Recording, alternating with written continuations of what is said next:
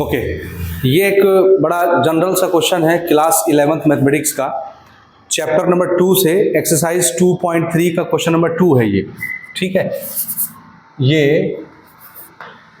Question number 2 है हमारा exercise 2.3 से क्लास 11th मैथमेटिक्स का।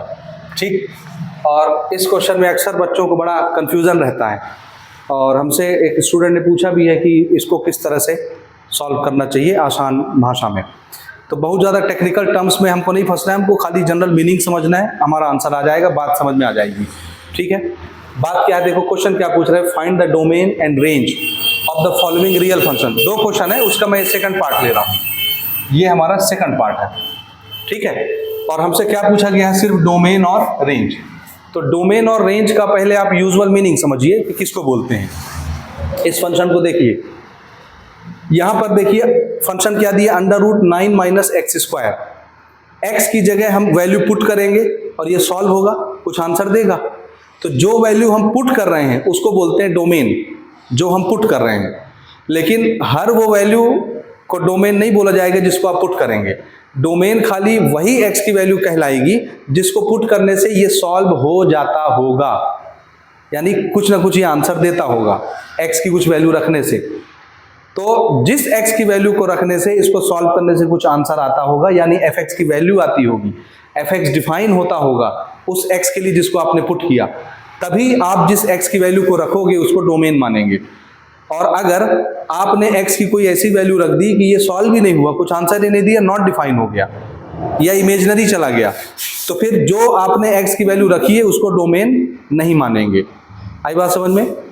तो डोमेन किसको बोलना है, x की वो वैल्यू जिसको रखने से ये पूरा क्या हो जाए, सॉल्व होके कुछ ना कुछ आंसर दे दे, उसको डोमेन बोलते हैं।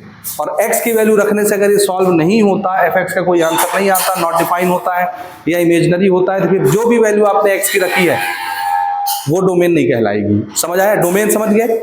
अब जो आंसर निकल करके आएगा, यानी fx की जो वैल्यू आएगी उसी को रेंज बोलते हैं। रेंज यानी आपने जो x की वैल्यू रखी वो डोमेन और ये सॉल्व होके आंसर आ गया, वो रेंज कहलाता है। रेंज को डोमेन के अंदर से मिलता है। ठीक है, अब पहले हम ये देखते हैं कि ये जो स्क्वायर रूट है 9 - x², इसमें x की कौन कौन सी वैल्यू रखने से सॉल्व होता है। तो देखो स्क्वायर रूट का सीधा सा फंडा है, स्क्वायर रूट के अंदर अगर पॉजिटिव नंबर बनता है तो हर पॉजिटिव नंबर का स्क्वायर रूट सॉल्व होता है, चाहे आप उसको करो या ना करो वो आपकी मर्जी, लेकिन हर पॉजिटिव नंबर का स्क्वायर रूट सॉल्व होता है। जैसे आपने √2 सॉल्व किया है, 1.414 होता है। √3 सॉल्व किया है, वो भी ऐसे 3.14 समथिंग ऐसे कुछ होता है, या 1 पॉइंट समथिंग कुछ होता होगा। ठीक है, √3 3 पॉइंट समथिंग या 2 पॉइंट समथिंग या 1 पॉइंट समथिंग, 1.73 आई थिंक ऐसा होता है √3। मेरे कहने का मतलब ये है कि रूट के अंदर अगर कोई पॉजिटिव नंबर बना तो उसका सॉल्यूशन 100% निकलता है, वो सॉल्व हो जाता है। वो आपने 8वीं कक्षा में स्क्वायर रूट सॉल्व करना सीखा हुआ है।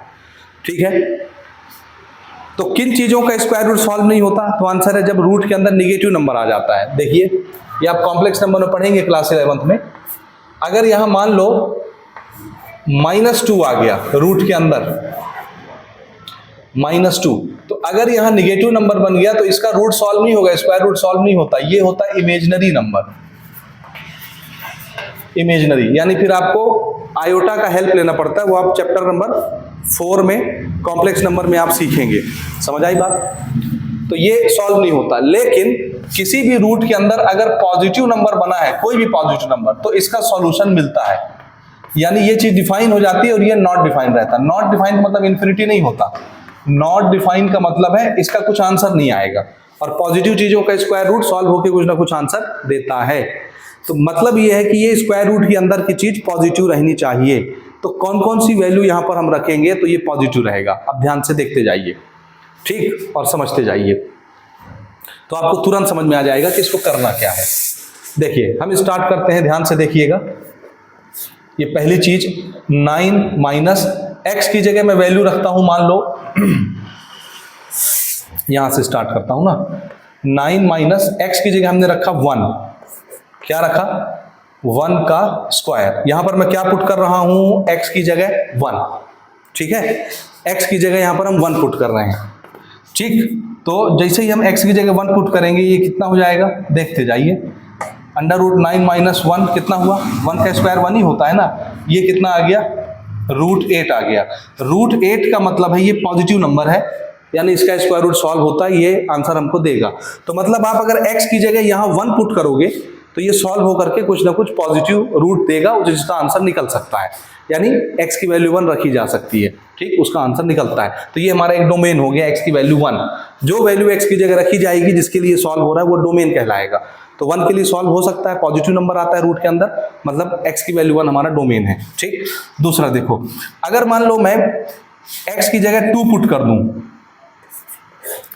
तो ये हो जाएगा 9 माइनस 2 का स्क्वायर, x की जगह रख रहे हैं ना, और ये कितना हो गया, 9 माइनस 2 2 जा 4, 9 minus 4 is what, 5, root 5, root 5 भी पॉजिटिव वैल्यू है, ये भी सॉल्व होता है, आंसर देता हमको ये, ठीक। इसके अलावा देखो, अगर मैं 3 पुट करूं, 9 माइनस 3 का स्क्वायर, तो 3 का स्क्वायर कितना हो जाए, 3 3 जा 9, तो 9 माइनस 9 कितना हो गया, रूट के अंदर 0, यानी हमको आंसर क्या मिल गया, 0।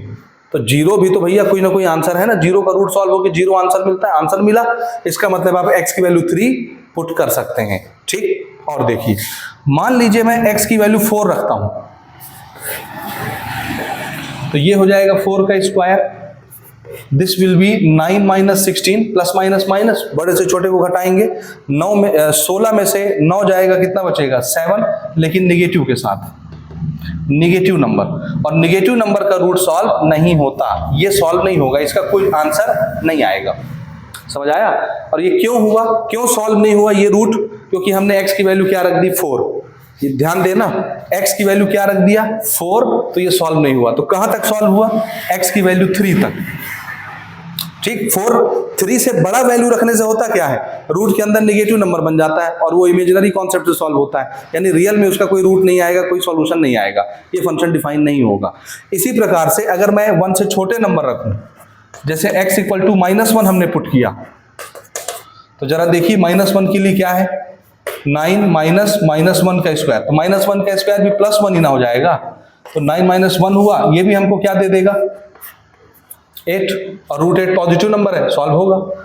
इसी प्रकार से मान लीजिए हमने -2 पुट किया, तो 9 माइनस 2 का स्क्वायर क्या देगा, 9 माइनस 4, और 9 माइनस 4 भी कितना होता है, रूट 5, यही सेम चीज आया, तो पॉजिटिव नंबर बना रूट के अंदर, मतलब ये सॉल्व होगा। तो मतलब आप इसके अंदर x की जगह -1 भी रख सकते हो, -2 भी रख सकते हो, सबके लिए ये सॉल्यूशन दे रहा है। तो आपका ये सारा x का जो वैल्यू है, ये सब के सब क्या है, ये डोमेन है, क्योंकि ये सॉल्व हो रहा है इन x की वैल्यूज के लिए।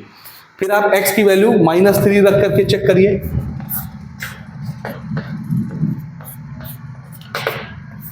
ठीक, 9 -3 का स्क्वायर भी +9 होता है, और ये भी सॉल्व होकर क्या देगा, 0। भाई रूट 0 0 होता है ना, जैसे ये नीचे हमने लिखा यहाँ, ये तो सॉल्व हो रहा है। इसी प्रकार से आप x इक्वल टू -4 रख करके देखिए, 9 माइनस 4 का स्क्वायर कितना बन गया, 9 माइनस 16, और ये भी आपको क्या देगा, बिल्कुल इसकी तरह -7, ठीक। रूट के अंदर क्या देगा, -7, और -7 सॉल्व नहीं होगा रूट के अंदर, रूट के अंदर निगेटिव चीज सॉल्व नहीं होती। इसका मतलब है सॉल्व सिर्फ कहां तक हो रहा है, x की वैल्यू -3 तक। तो जरा आप इन x की वैल्यूज पर ध्यान लगाइए, इस पर, ये x की वैल्यूज जो है इसको ध्यान से देखिए, ये वो x की वैल्यूज हैं जिसके लिए हमारा फंक्शन सॉल्व हो रहा है और हमको कुछ ना कुछ आंसर दे रहा है, समझ आई बात। लेकिन इन x की वैल्यूज के अलावा अगर मैं यहां से बड़े x की वैल्यूज रखता हूं, तो फिर ये रूट के अंदर निगेटिव नंबर बनना शुरू हो जाता है, जो सॉल्व नहीं होता। इसी प्रकार से -3 से छोटे नंबर अगर मैं रखता हूं, तो भी रूट के अंदर निगेटिव नंबर बनना शुरू हो जाता है और ये सॉल्व नहीं होता। तो x की ऐसी कौन कौन सी वैल्यू है जिसको रखने से ये रूट सॉल्व हो रहा है, तो आप देखेंगे कहां से स्टार्ट हुआ, ये -3 से +3, बीच के भी नंबर आप डेसिमल वाले भी ले सकते हो, माइनस, जैसे यहाँ देखो, यहाँ 1 के बाद 1.1, 1.2, 1.3, 1.4, यही बस नहीं, 1.11, 1.11111, जितनी मर्जी उतनी, क्योंकि ये रियल नंबर्स हैं और रियल नंबर तो करोड़ों होते हैं, दो नंबर के बीच में लाखों करोड़ों रियल नंबर होते हैं। तो ऐसे करोड़ों नंबर्स हैं जिनको रखने से इनका सॉल्यूशन रूट के अंदर पॉजिटिव बनेगा और वो आपको कुछ ना कुछ आंसर देगा। आई बात समझ में, ठीक है, समझ में आया ये, है ना जी, ठीक। अच्छा, इसमें आप जीरो भी रख सकते हो। तो मान लो मैं कहीं पर थोड़ा सा जगह एडजस्ट कर दूं यहाँ पर और जीरो भी रख करके आपको दिखाता हूं। ठीक, अभी हमने जीरो छोड़ दिया ना, जीरो भी रख के देखते हैं। देखिए 9 माइनस जीरो का स्क्वायर तो जीरो ही रहेगा,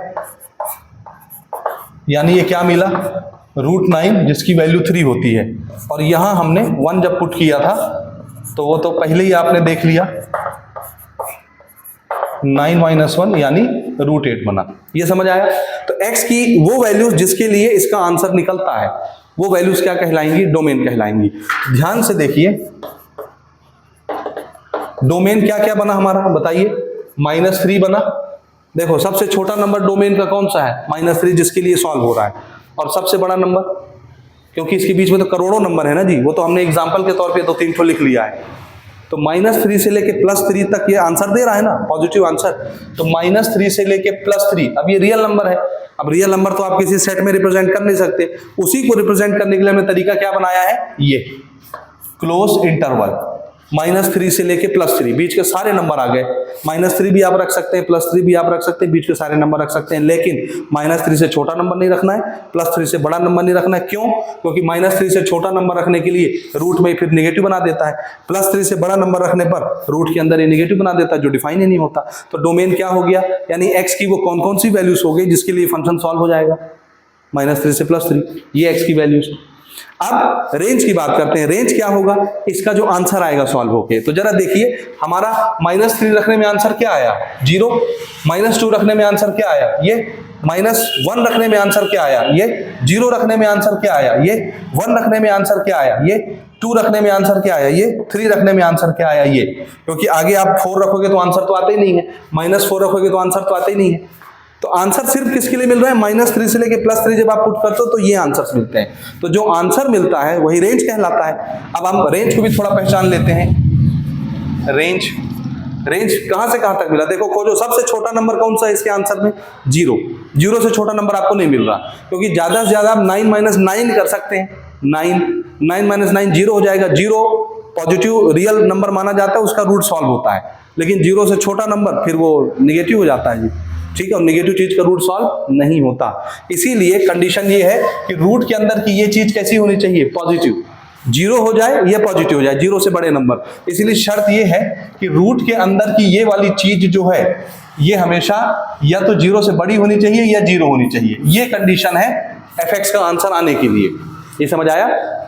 =0 या >0 का क्या मतलब है, या तो इसके अंदर की चीज, रूट के अंदर की चीज 0 बन जाए। 0 कब बनेगी, जब आप x की वैल्यू क्या पुट करेंगे, x की वैल्यू क्या पुट करेंगे, 9 या 3। ये देखिए 3 या -3 रखने से ही 0 आता है।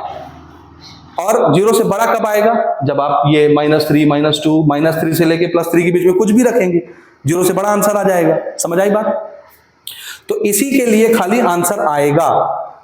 अब आंसर क्या क्या आया, वही तो रेंज है, ठीक। तो आंसर क्या कह रहे, देखो सबसे छोटी वैल्यू क्या आ रही है, 0, और सबसे बड़ी वैल्यू क्या आ रही है, 3। ये √5 की वैल्यू भी 2 पॉइंट समथिंग होता है, √8 की वैल्यू भी ऐसे ही कुछ होता है, 2 या 3 पॉइंट समथिंग। 3 पॉइंट समथिंग तो नहीं होगा, 2 पॉइंट समथिंग ही होता है। √5 भी 2 पॉइंट समथिंग होता है, √8 भी 2 पॉइंट समथिंग होता है, √3 भी 2 पॉइंट समथिंग होता है, ये 1.73 होता है √3। समझ रहे हैं? तो मैक्सिमम वैल्यू क्या है, 3, और मिनिमम वैल्यू क्या है, 0। 0 और 3 के बीच में ही ये सारे नंबर्स हैं, सारे आंसर्स हैं।